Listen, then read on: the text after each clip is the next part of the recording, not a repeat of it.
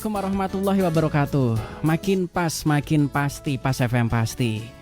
Halo Mitra Pas, selamat sore. Apa kabar? Kembali bersua bareng saya Arif Vanili. Sore kali ini di program spesial Ruang Gizi. Kita akan bersama-sama sampai nanti jam 5 sore.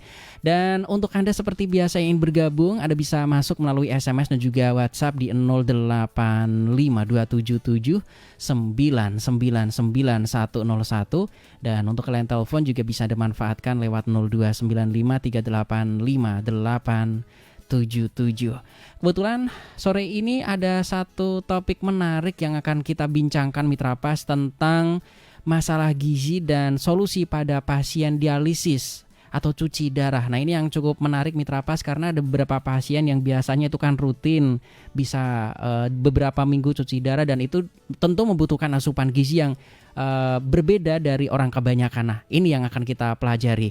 Dan seperti biasa Anda bisa bergabung melalui SMS ataupun juga WhatsApp. Anda bisa masuk di 085277 9999101, dan line telepon bisa Anda manfaatkan lewat 0295385877. Sementara untuk fanspage, karena kami juga live menggunakan audio visual di Radio Pas FM Pati 2, Anda bisa share ke rekan-rekan Anda dan nanti bisa Anda putar ulang Mitra Pas ya. Oke, acara ini hasil kerjasama Radio Pas FM Pati bersama Persagi, Persatuan Ahli Gizi Cabang Pati, yang memang selalu memberikan penyuluhan dan selalu memberikan yang terbaik ya supaya masyarakat Kabupaten Pati ini gizinya membaik lah, sehingga ada transfer knowledge, ada ilmu pengetahuan baru yang bisa kita pahami bersama. Dan Mitra Pas, sore ini sudah hadir di Studio 1 Radio Pas FM Pati narasumber kita untuk memberikan pencerahan. Ada Mbak Maya Anggraini, Sarjana Gizi, ahli gizi dari Rumah Sakit Islam Pati. Assalamualaikum warahmatullahi wabarakatuh, Mbak. Waalaikumsalam warahmatullahi wabarakatuh. Selamat sore Mas Ari. Halo, selamat sore. Apa kabar sore kali ini? Alhamdulillah, baik. Oke. Hadir juga bersama kita ada Mbak Tria Ayu, Sarjana Gizi, ahli gizi dari Rumah Sakit Budi Agung. Assalamualaikum warahmatullahi wabarakatuh, Mbak. Waalaikumsalam warahmatullahi wabarakatuh. Apa kabar sore kali ini? Sehat, Mas. Oke. Kita bahasanya rada serem ini ya. Kalau biasanya kan seputar gizi yang biasa-biasa, tetapi karena memang ini berkaitan tentang hal yang dialisis yang dekat-dekat dengan cuci darah. Biasanya kalau seperti orang penyakit-penyakit tertentu ya, dan itu tentunya treatmentnya atau makanannya juga berbeda dengan orang sehat pada umumnya. Karena kalau cuci darah kan ada beberapa hal yang harus diasup ya. Nah, mohon pencerahannya akan hal ini karena memang panjenengan ini kan langsung bersentuhan dengan pasien-pasien yang biasanya ada beberapa minggu sekali ini cuci darah, ada yang cepat juga ya 2 minggu cuci darah dan segala macam, tentunya melihat dengan kondisi si pasien. Mohon pencerahannya Mbak, silakan. Oke ya, terima kasih Mas Ari. Jadi kan di zaman sekarang ini ya Mas Ari ya, penyakit ginjal itu ternyata semakin meningkat. Jadi penyakit ginjal itu semakin meningkat jumlahnya beriringan dengan semakin meningkatnya juga penyakit degeneratif. Oke. Di samping itu makanannya enak-enak dan warna-warni ini mungkin ya. Iya, bisa dibuat makanan yang enak-enak, nanti dikonsultasikan dengan ahli gizi biar lebih jelasnya. Jadi kenapa kita mengangkat masalah gizi dan solusi pada pasien dialisis ini kan karena tadi semakin meningkatnya orang dengan penyakit ginjal dengan cuci darah, kemudian mereka itu takut mau mengonsumsi makanan yang beraneka ragam, jadinya kan gizinya itu semakin kurus atau malnutrisi karena takut makan ini itu. Padahal seharusnya pasien dengan cuci darah itu makannya harus gizi seimbang, harus lengkap setiap kali makan, tidak harus tarak. Tarak bahasanya. Di lapangan itu ada pasien yang tarak dengan versinya sendiri ya, berarti iya, ditakut-takutin oleh keluarga, mungkin orang-orang lingkungan tanpa konsultasi dulu ke ahli gizi berarti ya kadang ya. Biasanya dapat informasinya itu dari tetangga. Pak jangan makan ini, nanti bisa begitu, jangan makan ini nanti bisa begitu. Nah, karena tarak tadi itu atau mengurangi makanan yang seharusnya dikonsumsi itu kan terjadi masalah-masalah pada pasien seperti mual muntah, entah itu anemia HB-nya turun atau itu tensinya naik, bengkak, udem itu biasanya terjadi. Padahal tetangga kanan kiri atau orang-orang terdekat ini bukan ahli gizi, Iya. orang awam ya. Iya. Hari ini, nah itu yang repot, Iya, hari ini hari melawan ini hari itu, ini. Mas. Wah, tugas panjenengan ini memang. Wes, silakan dilanjut kembali, menarik Iya. ini. Oke. Dan hal yang berkaitan tentang hal ini juga sering ya ada di rumah sakit, karena memang yang penyakit-penyakit tertentu ini kan memang sudah bukan lagi penanganan dari puskesmas ya, bukan lagi klinik, tetapi memang rumah sakit yang memang harus konsultasi ke sana, ketemu sama dokter tentunya, kemudian lanjut ketemu dengan ahli gizi untuk apa sih yang harus saya makan dan sebagainya. Namun pencerahannya kembali, silakan Mbak. Iya, untuk biasanya memang tadi ya kata orang, terus akhirnya mereka jadi mindset mereka sehingga kita juga harus membenarkan itu. Gugu kata orang repot juga ya Mbak ternyata. Iya, Ya? soalnya memang kebanyakan seperti itu sih Mas. Orang awam masalahnya ya. Iya. Oke. Jadi memang pasien-pasien yang datang ke rumah sakit pada saat hemodialisa sekalipun itu banyak mengeluhkan entah mual muntah, masih nafsu makan yang turun, sama yang disebutkan sama Mbak Maya tadi, ada yang naik tensinya, terus kelebihan cairan dan lain sebagainya. Nah, di sini kami tuh punya solusi atau tips gitu. Oke. Kalau semisal di rumah ataupun pada saat perawatan terjadi mual muntah, kita punya tips untuk mengatasi bagaimana biar mengurangi rasa mual sendiri kayak gitu Mas. Nah, untuk caranya yang pertama kita bisa makan dengan porsi sedikit tapi sering. Misal sekali hari cuma makan 3 kali. Kalau dengan prinsip yang seperti ini kita nanti bisa makan sehari bisa 6 kali dengan porsi yang sedikit-sedikit. Nah, selain itu juga bisa menghindari makanan yang berbumbu tajam. Kadang kan ada nih yang misal awalnya suka makan yang aroma tajam, itu lebih baik dihindari saja. Oh, yang rempah-rempahnya terlalu berani ini ya. Iya, yang... itu kan juga bisa menyebabkan mual seperti itu. Terus juga disarankan untuk mengurangi makanan yang terlalu manis. Terus makanan yang berlemak itu sebaiknya juga dihindarin. Terus kalau bisa memang menghindarin atau mengurangi konsumsi teh ataupun kopi. Selain itu juga kami menyarankan mengkonsumsi makanan yang kering seperti kayak biskuit seperti itu Mas. Terus kalau setelah makan kami tidak menyarankan untuk segera langsung tiduran. Kadang kan ada nih setelah makan kenyang, terus ya udah enaknya memang tidur, langsung rebahan langsung tidur. Nah, itu males-malesan. Tidak disarankan bagi kami. Oke, karena ini sudah penyakit yang memang harus pengawasan ya. Iya, terus juga kan selain mual muntah kan pasti nafsu makan jadi turun juga. Nah, itu memang kalau bisa untuk meningkatkan nafsu makan itu kita harus mencoba ibaratnya trial error kan. Kita nyoba, kita biasanya suka makan apa sih, kita harus sering mencari-cari makanan yang kita bisa menerima yang mana. Nah, semisal kita bisa menerima itu, kita suka, ya udah selama makanan itu bisa kita asup, kita pertahankan. Tapi yang penting tetap sesuai dengan kaidah diet yang udah dijelaskan sebelumnya kayak gitu sih Mas.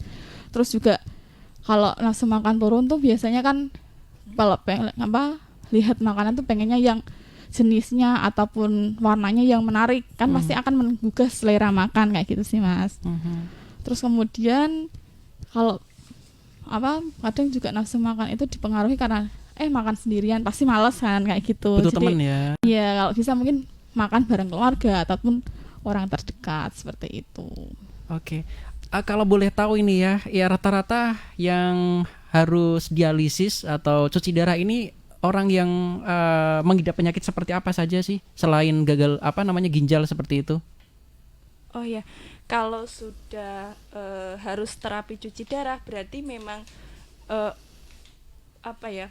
fungsi ginjalnya itu memang sudah benar-benar misal ginjalnya itu tidak bisa menyaring sisa-sisa metabolisme tubuh Mas. Memang sudah harus butuh bantuan alat kayak gitu. Jadi ya memang sudah penyakit ginjal yang kronik itu faktor resikonya yang bisa menyebabkan itu biasanya faktor diabetes ya Mbak ya. Diabetes bisa, kemudian dari hipertensi juga ataupun bisa. Juga dari waktu masa lampaunya dia suka mengkonsumsi entah minuman yang berenergi, kurang minum ataupun alkohol pun juga bisa mempengaruhi sampai ke gagal ginjal. Memang untuk cuci darah itu memang diperuntukkan untuk orang-orang yang memiliki gangguan ginjal yang kebanyakan sudah ke stadium akhir kayak situ. Oke, dan untuk menentukan cuci darah dan tidaknya ini memang dokter ya. Iya, Kita harus itu dari dokter. membedakan mitra apa, sehingga yang perlu Anda tanyakan kira-kira apa yang mestinya dimakan. Nah itu kita ngurusi tentang gizinya untuk sore kali ini. Untuk masalah cuci darahnya itu adalah ranahnya dokter. Dan tentunya Mitra Pas Anda bisa bergabung melalui SMS dan juga WhatsApp di 085277999101. Nanti akan kita buka kesempatan Anda bisa berdiskusi bersama kami. Ataupun juga Anda bisa masuk melalui line telepon di 0295385877. Dan Anda bisa komentar di fanspage kami Radio Pas FM Pati 2 karena kami juga live menggunakan audio visual. Dan tadi sempat kita ulas sedikit Mitra Pas ya, karena memang ada beberapa masyarakat atau pasien yang malah tarak dengan sendirinya, apalagi malah kandane orang-orang awam. Nah, ini mohon pencerahannya kembali karena mungkin ada beberapa hal yang harus kita sampaikan kepada masyarakat. Monggo silahkan informasinya. Iya, terima kasih Mas. Tadi kan sudah disampaikan oleh Mbak Tria itu yang tips-tips mengatasi untuk yang mual muntah, kemudian nafsu makannya turun. Kemudian ini ada masalah lagi Mas Ari. Biasanya pasien dengan cuci darah itu sering kelebihan cairan. Biasanya untuk pasien cuci darah cairannya biasanya dibatasi untuk minum, jadi tidak selos biasanya karena memang mengingat kerja ginjalnya itu sudah mulai menurun, jadi ada pembatasan cairan. Nah, untuk mengatur cairan itu biar tidak kelebihan, soalnya kalau kelebihan itu bisa menyebabkan bengkak-bengkak di kaki atau kemudian sesak napas. Sesak napas itu biasanya terjadi ada penumpukan cairan di paru-paru Mas.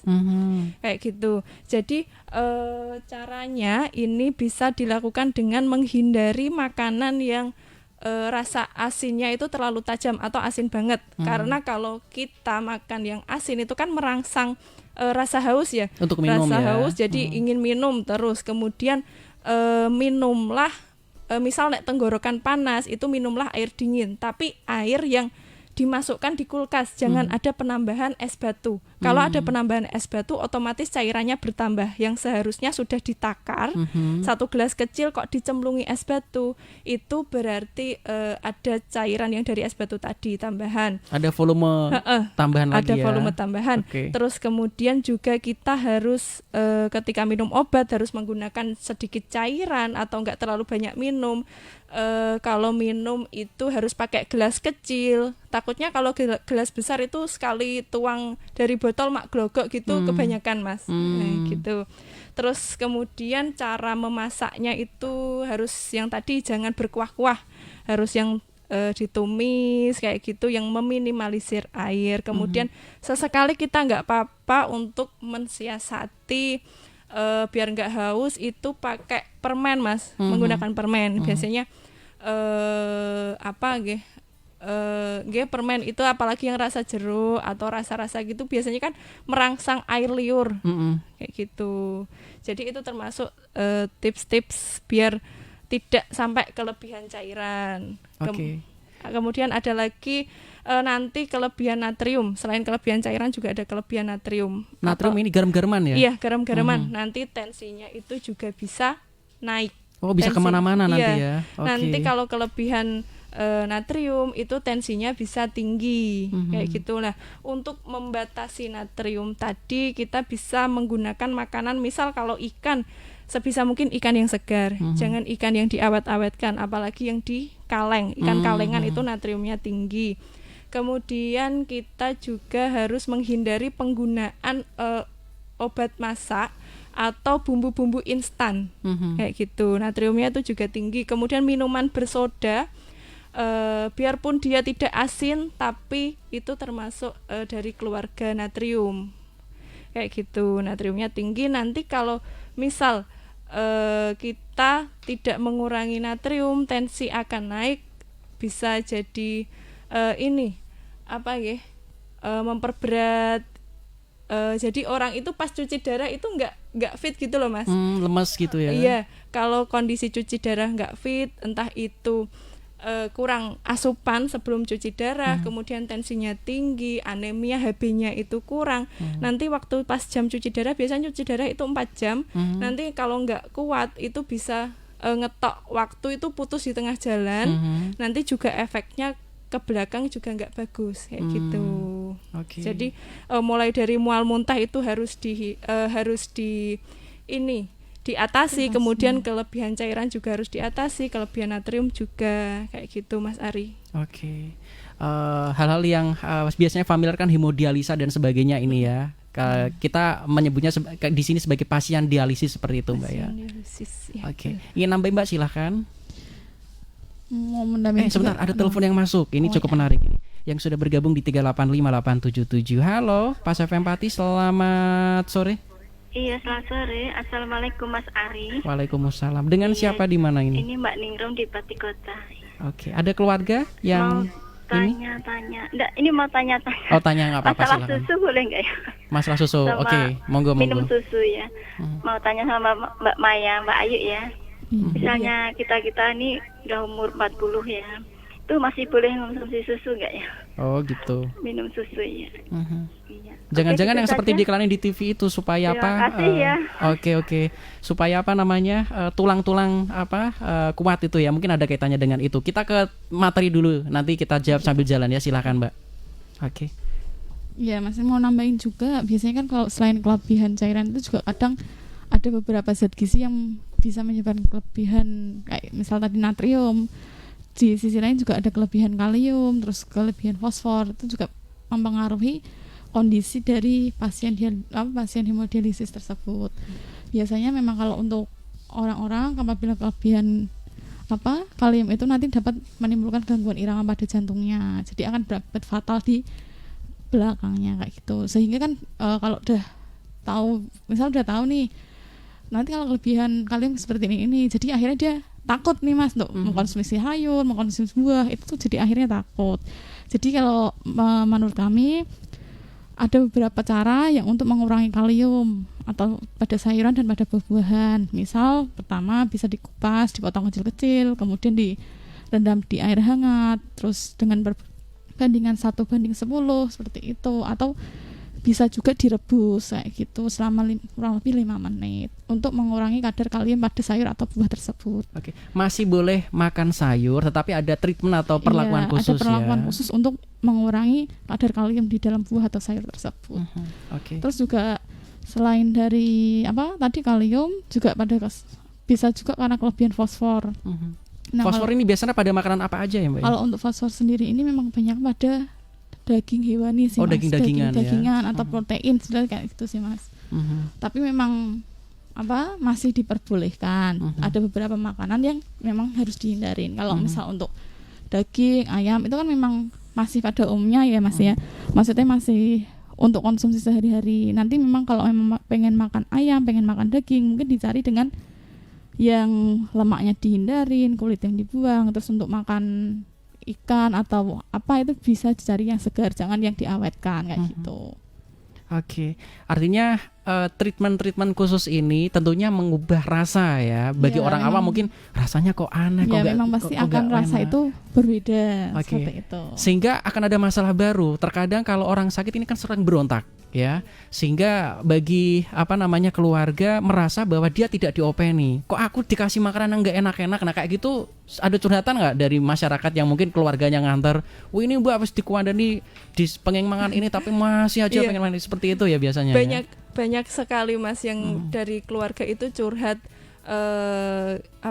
Intinya dari pasiennya sendiri itu memberontak, katanya makanannya nggak enak, makanannya nggak sedap kan karena nggak pakai penyedap. Kemudian kalau pakai daging pun itu harus yang daging merah tanpa lemak ya Mbak ya. Kemudian kalau yang ayam pun itu juga yang harus filet, yang benar-benar dagingnya tanpa lemak. Jadi kan biasanya lemak-lemak itu kan yang bikin menciptakan bikin enak. Jadi untuk para keluarga biasanya itu ada solusinya sendiri.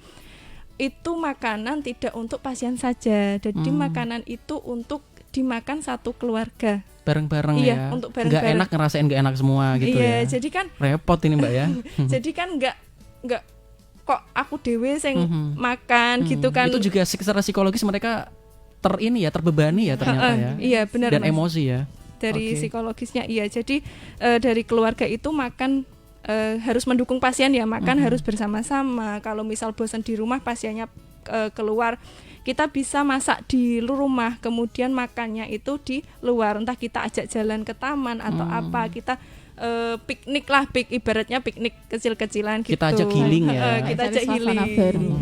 Iya, biar pasien itu juga ada rasa semangatnya itu ada kayak gitu. Jadi nggak terbeban di pasien saja. Biasanya keluhan-keluhannya itu seperti itu, Mas.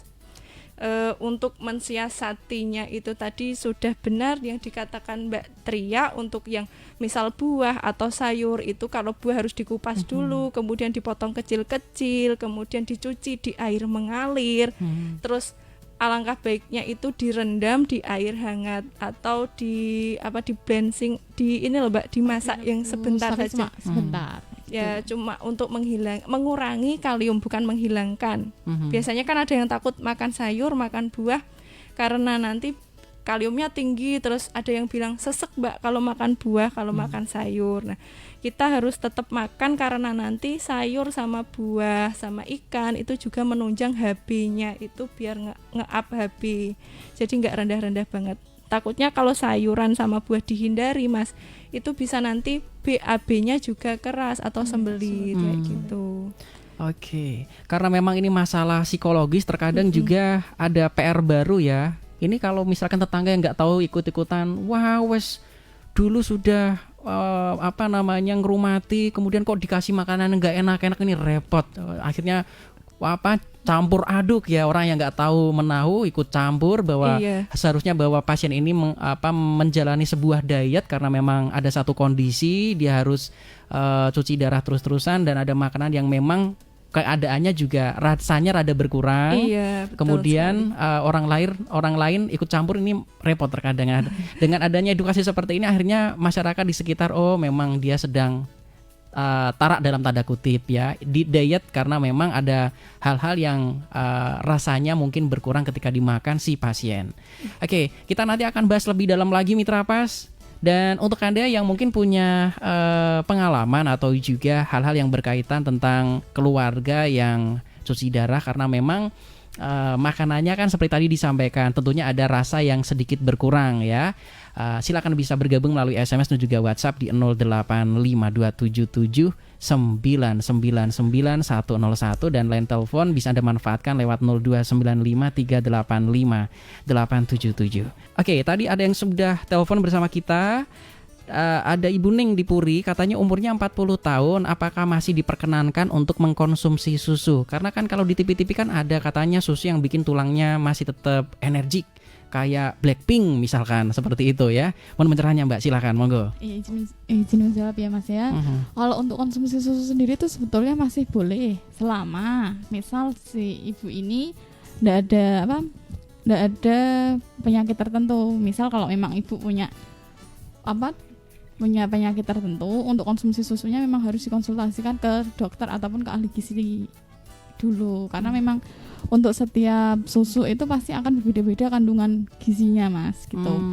Masih diperbolehkan tapi dengan syarat ya itu tadi, kalau memang ibu ada penyakit tertentu bisa dikonsultasikan, tapi kalau memang tidak ada penyakit tertentu silahkan boleh mengkonsumsi susu yang memang dirasa dibutuhkan kayak gitu. Oke, karena susu ini kan lemak-lemakan ya. Untuk umur tentu di atas 40 tahun kita juga harus hati-hati sama lemak ya Mbak ya. Iya, harus hati-hati. Terus yang penting itu bukan susu kental manis ya Mas. Soalnya kadang masih orang beranggapan bahwa susu kental manis itu susu bagian dari susu. Bukan. Oke, susu kental manis yang kita lihat di TV-TV itu adalah bukan susu yang dianjurkan oleh medis ya, karena itu hanyalah topping buat makanan sebetulnya. Iya, itu hanya untuk campuran makanan ataupun minuman seperti itu. Kalau untuk yang dikonsumsi sehari-hari banyak merek yang diperjualbelikan, tapi dengan syarat yaitu tadi harus disesuaikan dengan kebutuhan masing-masing. Oke, dan itu lebih cenderung negatif ya kalau susu yang yang topping itu, karena itu kan kandungan gulanya juga tinggi, pengawetan pun juga ada. Oke, karena susu yang dianjurkan oleh medis tahu saya rasanya lebih hambar dan rada nggak enak memang ya. Beda dengan susu topping-topping untuk makanan yang biasanya bikin makanan itu jadi enak, lebih manis yang luar biasa dan lain sebagainya itu ya. Itu Bu ya, jangan sampai salah persepsi ya. Malah nanti mengkonsumsi topping-toppingan, waduh enak, langsung dibikin es seperti itu tiap hari, repot nanti. Oke, kita sudah di penghujung acara, mungkin ada beberapa poin penting, tetapi ini ada yang WhatsApp lagi nih barusan yang sudah masuk. Pak Hono Utomo di Dengkek, selamat pagi. Selamat sore sudah bergabung bersama kami, terima kasih jempolnya. Kemudian selamat sore dari Sari di Pati, ingin menanyakan konsumsi hati ayam atau sapi apakah bisa meningkatkan kadar HB ya? Kadar HB ini dibutuhkan oleh orang-orang umur tertentu ya. Ada kaitannya tentang yang melahirkan juga ya Mbak ya, kayaknya kalau nggak salah. Oh iya Mas, benar sekali. Ini izin langsung menjawab juga ya Mas ya. Langsung aja. Kalau HB itu memang di ibu hamil atau remaja itu memang iya. Tapi di pasien cuci darah ini HB itu juga akan menjadi patokan pasien itu bakal dicuci darahnya apa enggak saat ada itu. kaitan eratnya ya. Ada kaitannya. Kalau misal HB di bawah 7 atau di bawah di bawah 8 ya Mas, itu kalau pas jadwalnya cuci darah tapi HB-nya kok turun di bawah itu enggak jadi cuci darah Mas, harus transfusi dulu. Makanya sebelum cuci darah itu harus fit, maksudnya status gizinya juga baik, status laboratnya juga harus baik. Nah, ini Mbak Sari tadi tanya yang masalah konsumsi hati. Nah, hati itu kan termasuk jeroan ya Mas ya. Jeroan itu sebenarnya tidak disarankan untuk dikonsumsi pada pasien cuci darah, karena ternyata hati ayam atau hati sapi itu fosfornya juga tinggi fosfor. Kalau dikonsumsi terus-menerus, fosfor itu akan menarik kalsium dalam tulang, kemudian tulangnya itu juga akan keropos atau lemah. Jadi daripada konsumsi hati untuk untuk meningkatkan kadar HB, lebih baik hati diganti dengan asupan yang lain ya Mbak. Bisa ikan atau bisa daging yang tanpa lemak, ayam yang tanpa lemak atau telur itu juga bisa. Jadi bisa dialihkan ke yang lain kayak gitu. Soalnya hati itu juga termasuk nanti jeroan, kolesterolnya tinggi, lemaknya itu juga tinggi kayak gitu Mas Ari. Oke, karena kesukaan orang Jawa lidahnya lidah pati ini sukanya sama hati memang ya. Rempelo ati ini banyak di pinggir-pinggir jalan memang sebetulnya, dan itu memang yang sering ditanyakan karena enak gitu ya sambil dengan disambelin seperti itu. Dan bagi orang Pati ya memang sedikit perjuangan ya untuk meninggalkan kebiasaan konsumsi hati ayam atau rempelo ati itu ya, entah itu hati ayam ataupun sapi. Dan memang di pasar juga diperjualbelikan secara bebas dan favorit juga oleh masyarakat. Iya, betul sekali. Oke, sebelum kita closing, nah mungkin ada beberapa poin penting yang ingin Panjenengan tekankan supaya masyarakat lebih berhati-hati dan lebih sehat. Mohon pencerahannya, monggo Mbak, silakan. Iya, untuk poin pentingnya, yang penting itu pasien dialisis pun perlu yang namanya makan, karena tubuh yang fit, terus berat yang baik itu akan menunjang untuk dialisis yang tepat dilakukannya. Juga. Yang penting jangan takut makan, jangan pernah mendengarkan jarene wong. Kalau semisal memang ada yang diragukan, bisa konsultasi ke ahli gizi terdekat kayak gitu sih Mas. Oke, karena ahli gizi, tim medis, perawat dan dokter ini kan bersinergi ya dan menangani berkaitan untuk melihat, kemudian juga laborat juga ya untuk penyakit kasus yang seperti ini ya Mbak ya, sehingga tidak serta-merta bebas makan ini, nggak bisa seperti itu ya, karena memang kondisinya sudah berbeda. Sama mau menambahkan lagi Mas, ini untuk keluarganya itu juga harus memberi dukungan penuh. Jadi jangan kok misal masak disendirikan, dibedakan kayak gitu. Nanti pasiennya juga kasihan, padahal pasien itu butuh dukungan, butuh support sistemnya dari keluarga-keluarga terdekat gitu. Udah. Kalau makan rada enak ya tolong diumpetin dulu ya, supaya nanti juga tidak menyinggung perasaan dan memberikan support kepada si yang sakit ya. Oke, cukup menarik ini karena memang perjuangan berat ketika satu orang sakit, seluruh keluarga memang merasakan ya untuk yang kasus seperti ini. Dan memang terkadang dampak dari emosional ini juga ada satu permasalahan tersendiri sehingga semuanya harus bersabar ya. Oke, yang marah-marah juga banyak Mbak ya kayak gitu. Banyak ya. Banyak. Dan dari ini pasiennya itu banyak Mas yang marah ke keluarganya. Karena merasa tidak diopeni ya kadang seperti itu. Iya, padahal itu keluarganya sudah memberikan yang terbaik. Sesuai anjuran tim gizi ya. Iya, sama tim-tim kesehatan yang lain kayak gitu. Oke, makanya materi ini kita angkat ya supaya masyarakat lebih memahami dan tetangga-tetangga diam dulu, jangan malah ngompori ya. Yang ada malah ngompori, akhirnya perang Brontoyudo dalam keluarga tersebut. Oke Mbak, terima kasih sudah rawuh di Studio 1 Radio Pas FM Pati. Kita jadi paham ya. Dan salam kami buat rekan-rekan yang selalu melakukan pengabdian, entah itu di rumah sakit, di klinik ataupun juga di puskesmas, memberikan yang terbaik kepada masyarakat supaya harapannya lebih sehat lagi. Oke, Mitra Pas, sore kali ini kita ada Mbak Maya Anggreni Sarjana Gizi dan Mbak Tria Ayu Sarjana Gizi. Kalau Mbak Maya Anggreni Sarjana Gizi dari ahli gizi dari RSI Pati dan Mbak Tria Ayu Sarjana Gizi ahli gizi dari Rumah Sakit Budi Agung Juwana yang sudah memberikan pencerahan kepada kita. Terima kasih Mbak. Assalamualaikum warahmatullahi wabarakatuh. Waalaikumsalam warahmatullahi wabarakatuh. Oke Mitra Pas, Kamis depan kita juga akan ada topik menarik lainnya. Jadi pastikan cegah terus program Ruang Gizi ya, kerjasama Radio Pas FM Pati dengan Persagi, Persatuan Ahli Gizi Cabang Pati. Topiknya selalu berganti-ganti dan tentunya acara ini didesain Anda bisa berkonsultasi, ngobrol langsung dengan ahlinya. Oke, terima kasih untuk kebersamaan Anda. Saya Rifanili beserta kerabat kerja Radio Pas FM Pati pamit. Informasi Pas FM pasti. Wassalamualaikum warahmatullahi wabarakatuh.